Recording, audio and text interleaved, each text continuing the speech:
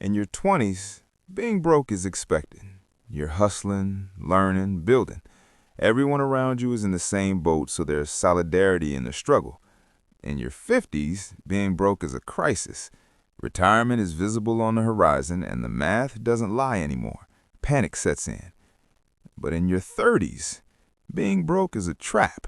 And the worst part, you don't even realize you're in it. You're finally making the decent salary the career counselors promised. Maybe it's $75,000, maybe it's $120,000. Maybe you even cracked six figures. You did everything right, you got the degree, you climbed the ladder, you're wearing the business casual uniform of success. And yet, you feel further from freedom than you did at 25. Your bank account hovers near zero at the end of every month. Your retirement account is growing at a pace that would embarrass a savings bond. And when you lie awake at 2 a.m., which you do more often than you'd admit, you can't shake the feeling that you're running on a treadmill that's tilted slightly downhill. Tonight, we're going to talk about the 30s wealth trap, the biological, social, and economic forces that converge in this decade to drain high earners of every asset they could be building. And more importantly, we're going to talk about how to escape before the window closes. Because here's the uncomfortable truth. Your 30s are the most financially dangerous decade of your life, not because you don't make money, but because you're being crushed by forces you can't see. Let's turn on the lights. Let's start with the trap that feels the most optional, but is actually the most biological: lifestyle inflation. You've heard the advice 1,000 times. Live below your means, don't inflate your lifestyle as your income rises. And you nod, you agree, you intend to follow that advice.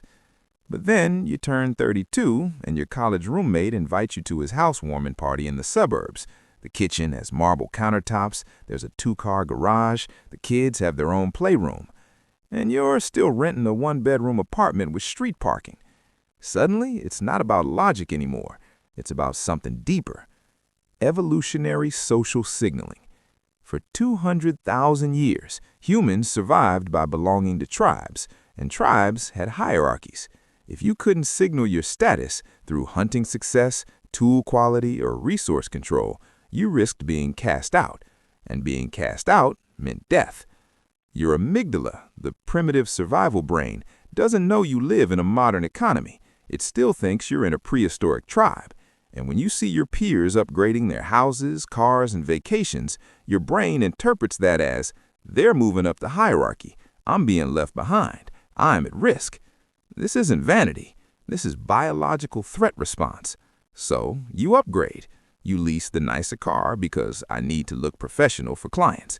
You move to the bigger apartment because we're starting a family. You book the resort vacation because we deserve it after this year. Every decision feels justified. Every decision feels necessary. But here's the trap. Lifestyle inflation is a ratchet, not a dial. It's easy to increase your spending by $2,000 a month. It's neurologically painful to reduce it. Studies show that people experience the loss of a lifestyle upgrade as intensely as they experience a financial loss, because to your brain, it is a loss of status, which equals survival risk. And here's where it gets insidious. In your 20s, you were broke, but you had optionality. You could move cities, you could take risks, you could pivot careers. You were flexible. In your 30s, you're making more money, but you've locked yourself into obligations. The $2,500 a month rent that requires you to keep this job, the $650 a month par payment that requires you to keep this job, the $1,200 a month childcare that requires you to keep this job, the $400 a month subscription lifestyle that you now consider baseline survival. You're not richer, you're just more trapped. The cruel math. Let's say you got a $30,000 raise since your 20s. That's $2,500 pre-tax, about $1,700 post-tax. But you also upgraded your rent plus $800 a month, leased a newer car plus $350 a month, added premium subscriptions plus $150 a month, started eating out more because we're too tired to cook plus $400 a month. That's $1,700 in lifestyle inflation. You gained $1,750 after tax, spent $1,700 on lifestyle. Net wealth increase? $50 a month, or $600 a year. At that rate, by age 40, you'll have saved $6,000 while watching a decade of compounding slip through your fingers. This isn't a moral failure. This is your amygdala hijacking your prefrontal cortex, mistaking social signaling for survival. But the trap doesn't end there. If lifestyle inflation is the trap you choose, the sandwich generation tax is the trap you inherit. In your 30s, you're statistically likely to be caught between two impossible demands. Above you, aging parents who need financial, medical, or emotional support. Below you, young children who need constant care, attention, and resources. You are the filling in the generational sandwich, and you're getting compressed. The financial burden is measurable. The average cost of raising a child to age 18 is $310,000. The average annual cost of elder care is $54,000. The percentage of 30-somethings providing financial support to parents is 47%. But the cognitive burden is what destroys your wealth-building capacity. Here's what the research shows. When you're managing competing caregiving responsibilities, checking in on aging parents, coordinating medical appointments, managing insurance claims, while also handling school pickups, bedtime routines, and childhood development, your brain enters a state called chronic cognitive overload. A 2022 study published in Psychology and Aging found that sandwich generation caregivers experienced 23% reduction in working memory capacity, 31% increase in decision fatigue, 40% higher likelihood of financial planning paralysis. Translation: you're not too busy to plan for retirement. Your brain literally doesn't have the bandwidth. Every time you sit down to review your 401k allocation, your phone rings. It's your mom. She needs help understanding her Medicare statement. Then your toddler needs dinner. Then you have to prep for tomorrow's work meeting because if you lose this job, the whole structure collapses. By the time you have a free moment, it's 10 p.m. and you're too exhausted to think about compound interest. The opportunity cost is staggering.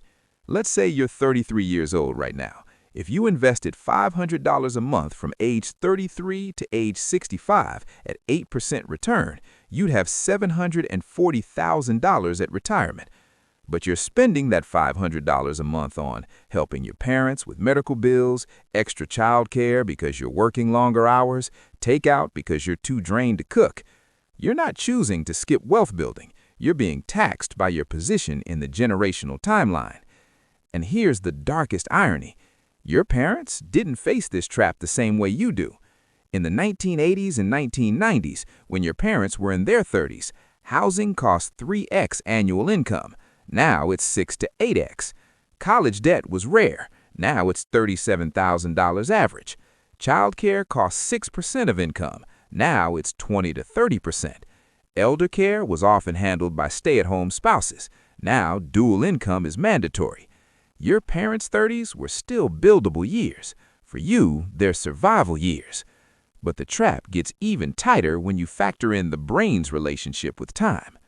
Close your eyes and picture yourself at 60 years old. Did you do it? Did you see that person clearly? Most people can, and that's the problem.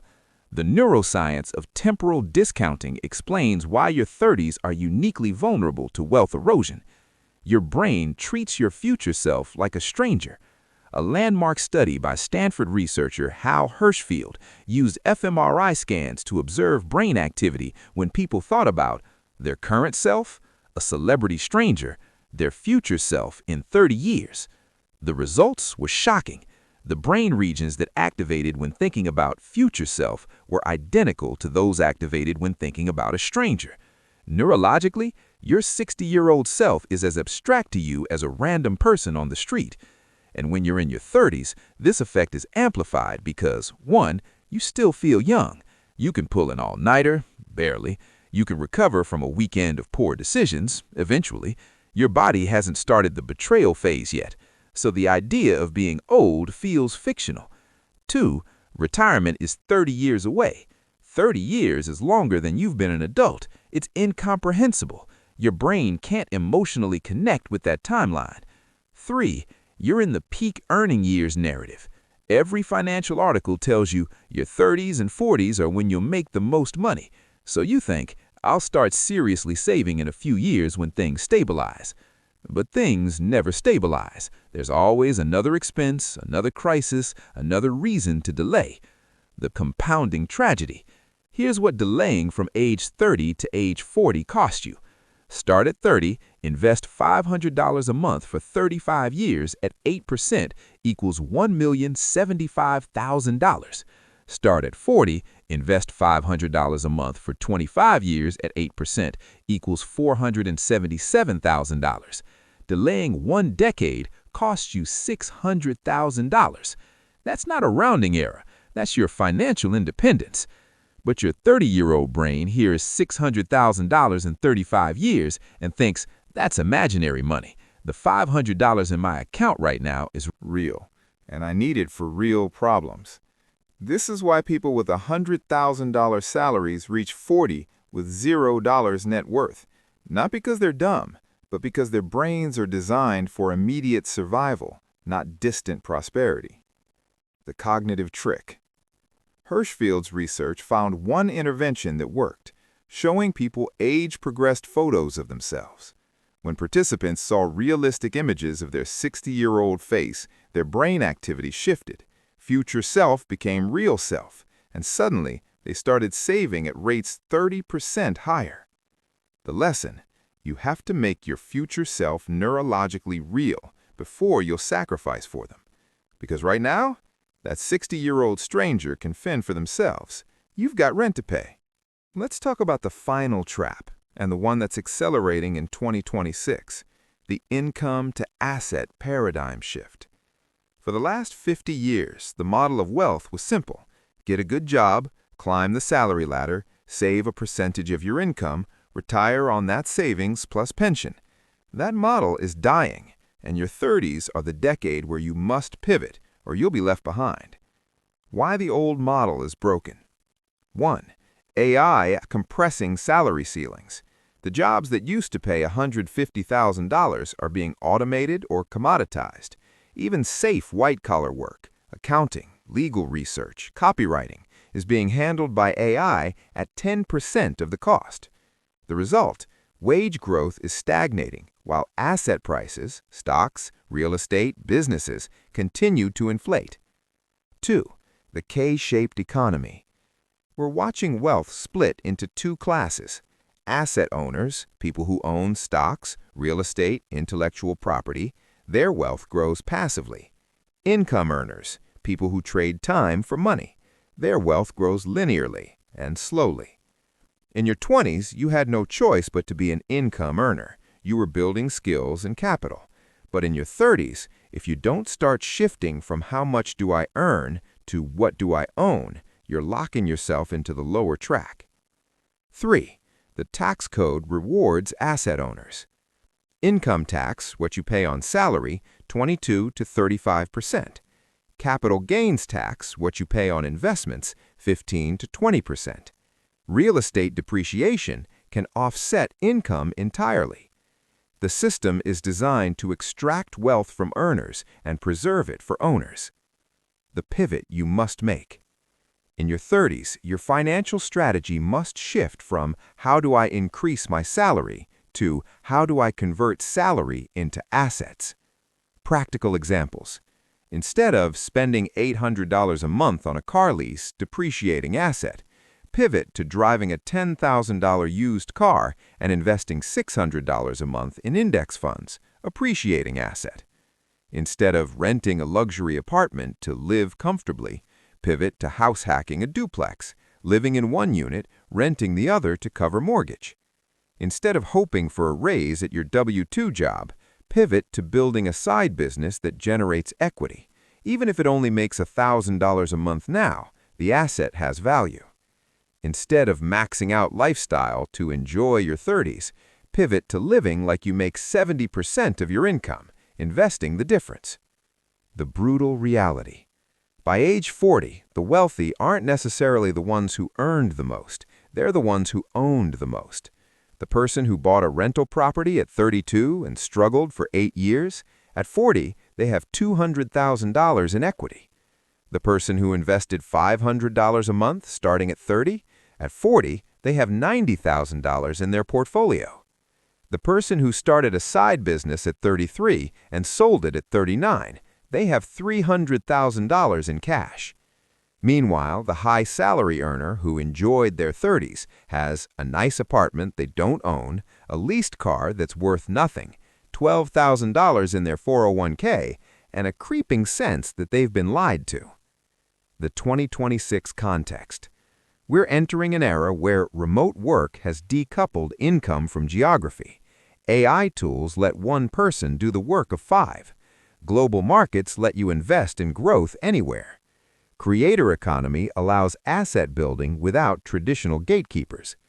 If you're 32 years old in 2026, you have the greatest wealth-building tools in human history available to you, but only if you stop thinking like an employee and start thinking like an owner. So how do you escape the 30s wealth trap? Not with willpower, not with motivation, with architecture. Step 1. Automate asset accumulation. Before you pay for lifestyle, pay for assets. 401k contribution, 15% minimum, auto-increased 1% every year. Brokerage account, $300 to $500 a month automatic transfer to index funds. High-yield savings, $200 a month emergency fund until you hit $10,000. Make these transfers happen on payday before you see the money. Step 2. Implement lifestyle deflation by stealth. You can't suddenly slash your budget. It triggers loss aversion. Instead, freeze lifestyle. Don't increase spending for 2 years even if income rises. Replace expensive habits with cheaper versions. Premium gym to home workout. Dining out 4 times a week to 2 times a week. Every raise goes 100% to assets, not lifestyle. Step 3. Make future self real. Use an aging app to create a realistic photo of yourself at 60. Write a letter from your 60-year-old self to your current self. Calculate your retirement gap, what you'll have versus what you'll need. Make the number real.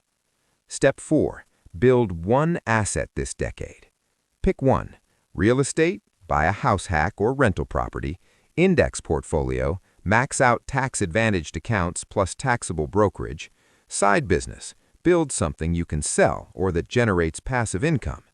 You don't need all 3, you need one that compounds. Step 5. Join a wealth accountability group. Research shows people in financial accountability communities save 50% more than solo planners. Find your people. The final truth. Your 30s aren't the decade to enjoy life at the expense of your future. They're the decade to build the foundation so your 40s, 50s, and 60s can be lived with freedom. The trap is real. The forces are biological, social, and economic, but the escape is possible. You just have to see the bars before you can break them. So if you're in your 30s and this hit too close to home, here's what I need you to do. 1. Screenshot one number from this video, the one that made you uncomfortable, and text it to someone you trust. Make it real. 2. Automate one asset-building action this week. Just one. $100 to a brokerage account, increase your 401k by 1%, anything. And drop a comment. What's the biggest trap you're feeling in your 30s? Let's build a community that sees the system clearly. This is part 2 of our Generational Wealth series. If you haven't watched The Smartest Things to Buy in Your 20s or The Bucket Strategy for 50+, those are linked in the description. We're mapping the architecture of wealth across every decade because the system won't teach you this, but we will. Hit subscribe, turn on notifications, and remember, your 30s aren't the trap. Your 30s are the test. Will you see it in time? I'll see you in the next one.